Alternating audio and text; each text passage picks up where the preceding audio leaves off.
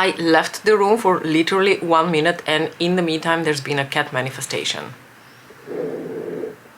That is a very sweet Lisa, who has settled for her daily snooze. I'm going to start doing my makeup. Hello and welcome. This is going to be the second video that I'm doing, like an Inception kind of series, you know, a series within a series.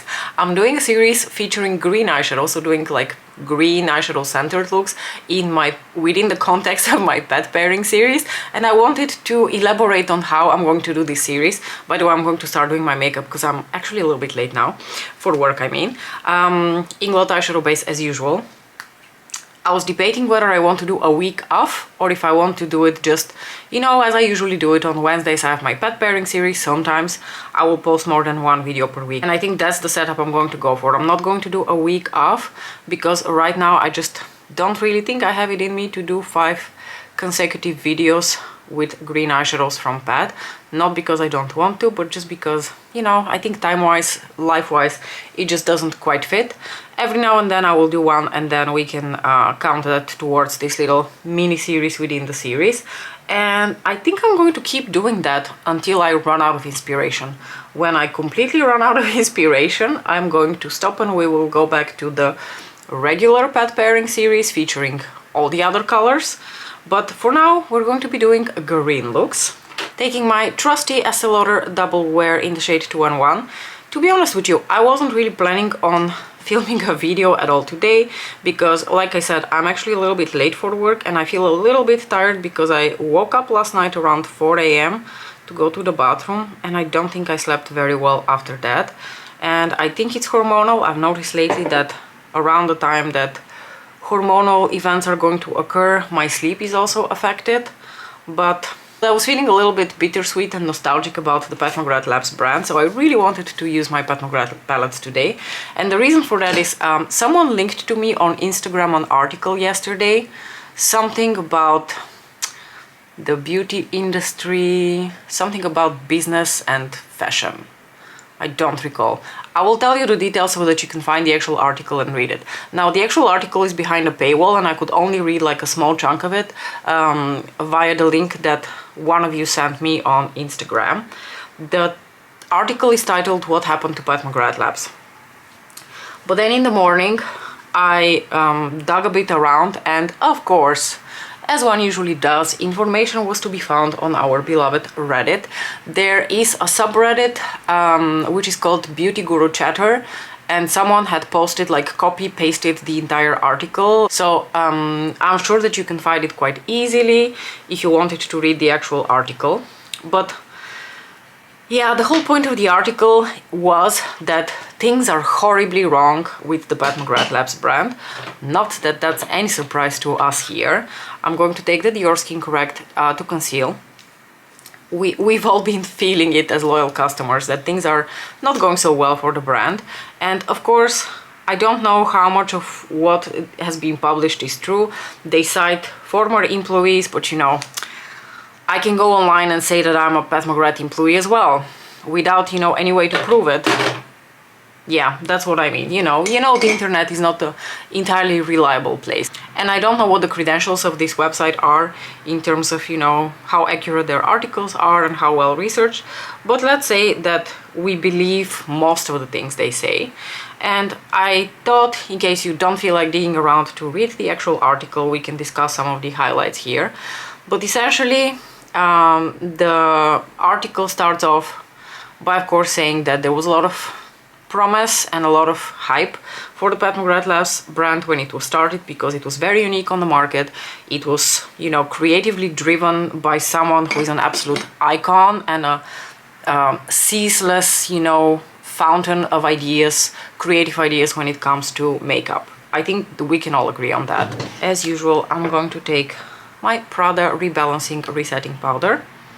So that's this green beauty right here. And when the brand was launched, its first estimated value was set at $1 billion, which is, you know, pretty ambitious and sets the bar really high, almost maybe a little bit too high, almost a little bit too difficult, whoops, to live up to. Sorry, I threw the brush. Apparently I'm very excited. I'm going to press a little bit the powder on my face using my Real Techniques sponge.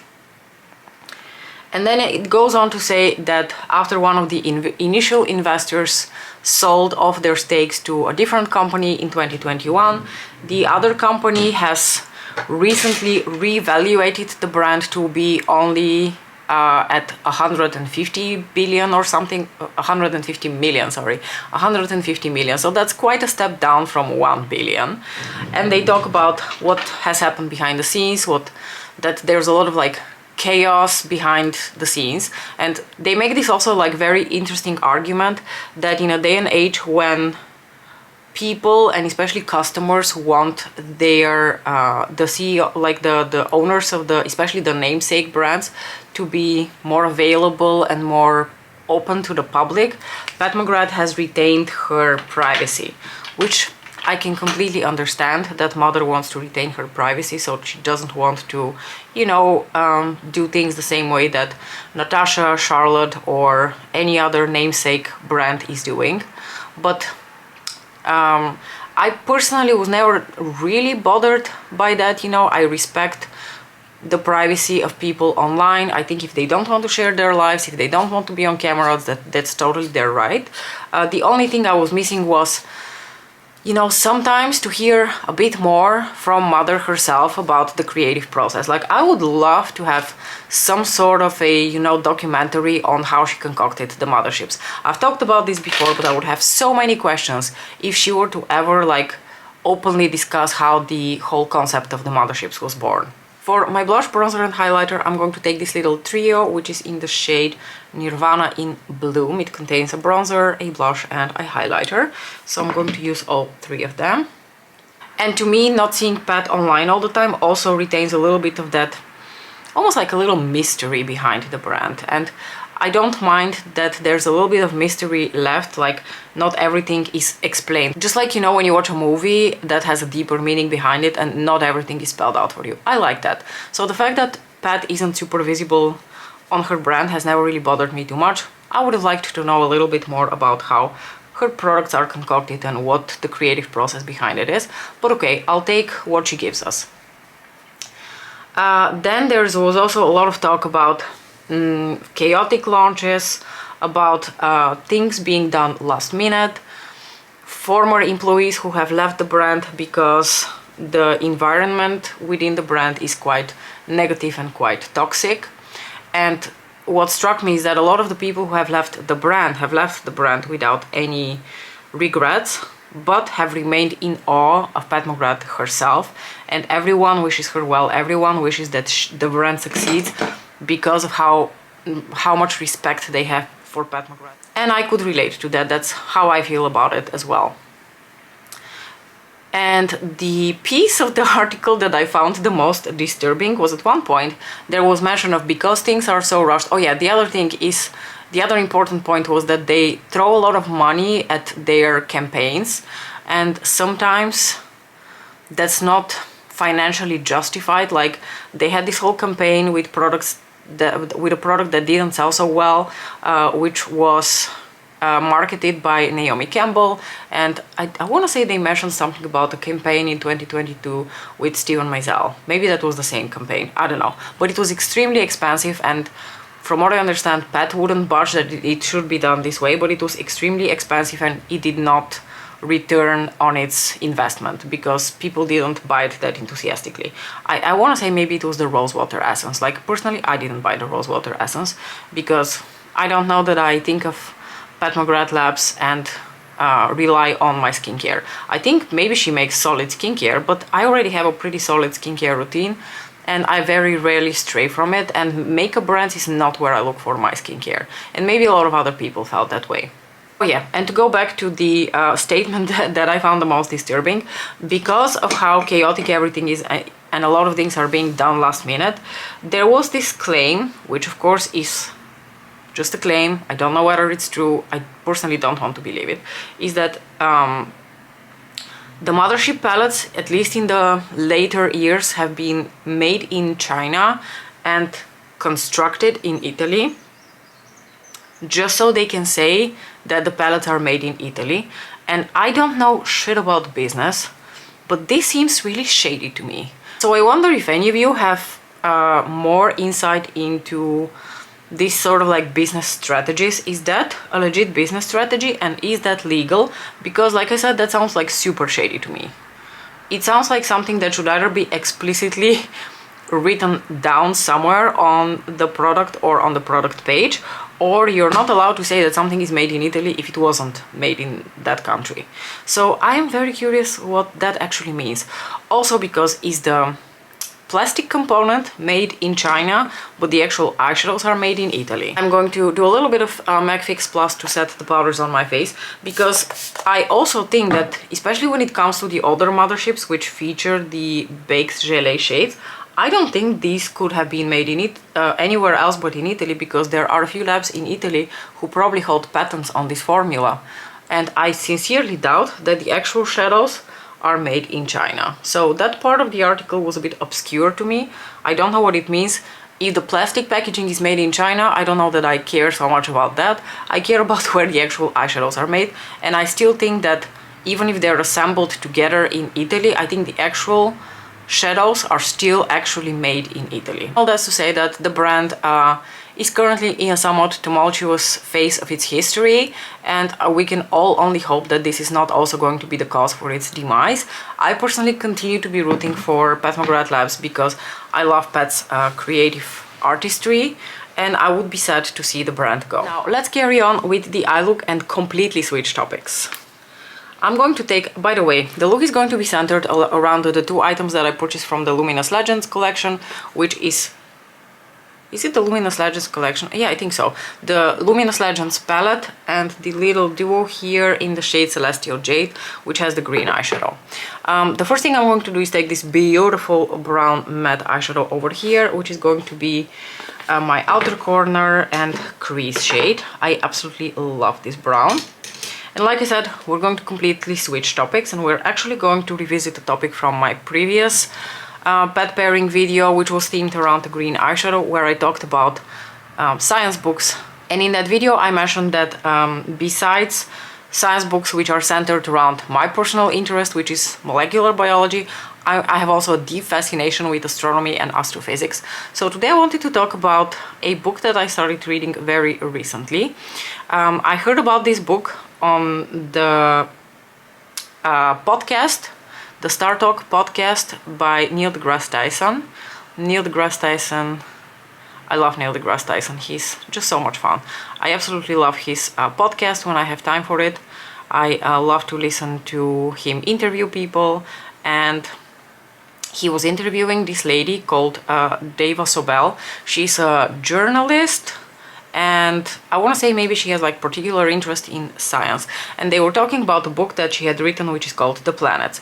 And I immediately went on to buy the book, and I didn't realize that the book is already quite old. Actually, it was published in 2005, so unfortunately the information is already dated by 20 years. So at first I was a little bit disappointed, but then I thought, you know what, some of the basics about the planets remain the same. Maybe let's start with the basics and then expand upon the basics. So I started reading the book, and the book is split in chapters, and each chapter is about one of the planets. And I just finished the chapter on Mercury, so I thought I would share a few fun facts about Mercury with you. Maybe you're interested, maybe you're not, I don't know. So fun fact number one, which probably you guys already knew, but I'm going to reiterate it just to be just so we're starting off on the same page. Mercury is the closest planet to the Sun. It's one of the rocky planets, and I didn't realize that it is actually teeny tiny. It is 1/3 the width of the Earth. So compared to Earth, it is like eeny meeny. It is one of the planets that is very difficult to observe by telescopes. Especially early astronomers had a very hard time directly looking at Mercury because of how it, you know, appears on the horizon. It's not really in the night sky. It appears right before sunset and right before sunrise on the horizon for a very short amount of time, and then it disappears. And because it's eeny meeny and it's very, very far away, did you say something like 50 million miles away? And I don't know miles, so I have to look up how much that is in kilometers for my brain to at least try to comprehend how far that is, but it's like really, really far. So it's eeny meeny and it's really, really far.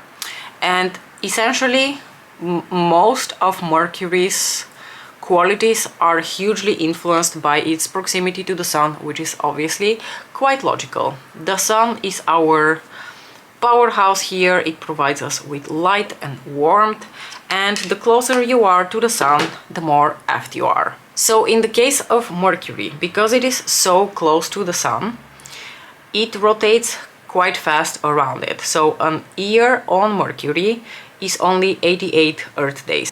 So while Earth takes 365 days to complete an orbit around the sun, Mercury does so in 88 days. What is even more impressive is that Mercury spins around the sun really fast, but because of its proximity to the sun, apparently it spins around its axis really slowly. And it spins so slowly that a day on Mercury is 58.6 days. So if you think about a Mercurian year, the poor Mercurian's day and night are about a little under a year. So just taking a little bit of the NYX glitter glue to apply all over my lids and inner corners. And again, because of its close proximity to the sun, a Mercurian day is a very hot. Oh, an important thing we need to mention about the axis of Mercury. Now, Earth spins around its own axis, but Earth has a specific tilt to that axis. And because of that, we are blessed with seasons. Let's quickly discuss what I'm going to do for the eye look though. I'm going to take a little bit of this shade now, actually, not a little bit. I think this is the first time that I'm going to put Celestial Jade all over my lid, not just as an accent or inner corner. I'm actually going to use it as a lid shade. So I'm going to smear it all over my lids today. So apparently the tilt at which the axis of the planets is, so the little angle at which they spin, is incredibly important. Now poor Mercury, because of its proximity to the sun and how the hotness of the sun affected the core of Mercury when it was still liquid, what happened is that poor Mercury is essentially upright. During a Mercurian day, the sun directly hits the equator portion of Mercury, and it gets so freaking hot that you could melt metal at the temperatures that we're talking about hundreds of degrees Celsius during the day, enough to liquefy metal. So that's bonkers. Now the poles of Mercury, because they're not directly hit by the sun, I'm going to now do a little bit of blending through my crease, they remain relatively frigid. And frigid is also how cold it gets during a Mercurian night. So when the planet doesn't face the sun, it is fucking freezing there. And comparatively speaking, Mercury is not the hottest or the coldest planet within the solar system. Overall, Venus gets much warmer because it has a very thick atmosphere. Oh, fun fact about Mercury. One of the reasons that it cannot control in any way its temperature or deflect any of the light or retain it is because it basically doesn't have an atmosphere to speak of. Next, I'm going to actually take a little bit of this gold shade here in the Celestial Jade duo to put in my inner corners, and then I want to put actually something to layer over the green shade. What was I talking about? Yes, that it's not the coldest and it's not the hottest. The hottest, that title still goes to Venus. I absolutely love Venus. Venus is bonkers. I cannot wait to read the chapter on Venus. It's not going to be completely up to date because unfortunately they're not going to mention anything about the phosphine in the atmosphere, but I can tell you that part, which I read from a separate book. Anyway, Venus is bonkers. I love it. And I think Pluto, because of how far it is from the sun, is still colder. So while Mercury doesn't hold the title for coldest and hottest planet in the solar system, it is the planet of the biggest extremes. Like the hottest day and the coldest night, these like sort of extremes within the same planet are very unique to Mercury. I'm going to clean off this brush a little bit, and in fact I'm going to go back now into the brown shade here from Luminous Legends to run on my lower lashes. And like I said, then I'm going to do something for a fun layering. Mercury has also been fairly difficult for us to study because of how far away it is and how close it is to the sun. So the Hubble telescope wasn't really pointed at the direction of Mercury because they were afraid that the delicate optics of the Hubble telescope would be damaged by facing directly the sun. And they have sent probes to there. I think there were probes sent to Mercury prior to even 2005, and they were able to gather some data on what the rocky planet looks like, and clearly it had a very violent history, just like all the planets in the solar system. I think things settled down about 4 billion years ago, but prior to that, when the sun was still forming and all sorts of rocks were flying around, it was a very violent time in the solar system's history. And I want to say that that's when a chunk of Earth flew away and remained in orbit around Earth, and or not a chunk, but like maybe multiple chunks that glued together over time to form the moon. I think that's one of the running theories of the origin of the moon. But maybe I'll get to that when I actually read the chapter about the moon. Now let me tell you a little bit about and there have been more recent probes sent to Mercury, but because the book was written in 2005, that was not in the book.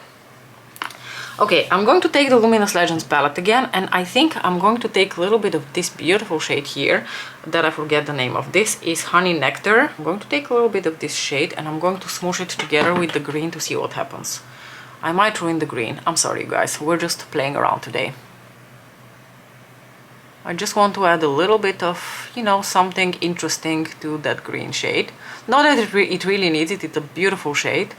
Oh, I actually think that looks to create a very beautiful, like peachy green effect on the lids. So I'm just going to smoosh it a bit around with the green, but I'm literally taking only like a few flakes of this shade. Nothing crazy, because you want to take just a few flakes that you work with your finger on your lids to sort of smoosh the two colors together.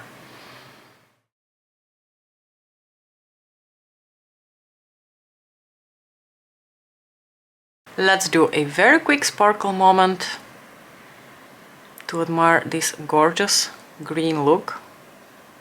On my lips I have my beloved Luxuriously Lucent in the shade Kitten Mischief. I have a little knobby knob left from my Kitten Mischief. I go through phases when I'm completely obsessed with Kitten Mischief and I can't put it down, and I've currently entered another obsession phase. So I believe Kitten Mischief is going to be gone really quickly. Don't you worry, I already have a backup. I hope that you enjoyed this, again, super random video. I really hope that me spewing facts about Mercury at you would mean that I retain some of that information for a little bit longer than 2 seconds, because I always read these books and I always think, oh my gosh, I learned so much, and then 2 weeks later I try to reproduce the information and I think, why can I still, you know, sing along to Britney Spears songs from the late 90s, but I cannot retain basic information about the solar system? Anyway, hope that you enjoyed this video. Do let me know what you thought about this green look. Do let me know what you think about the whole, you know, saga with Pat McGrath Labs, or, you know, if you want to share fun facts about Mercury that I have missed, please do in the comment section below. As usual, thank you so very much for watching, and I'll see you in the next one. Bye!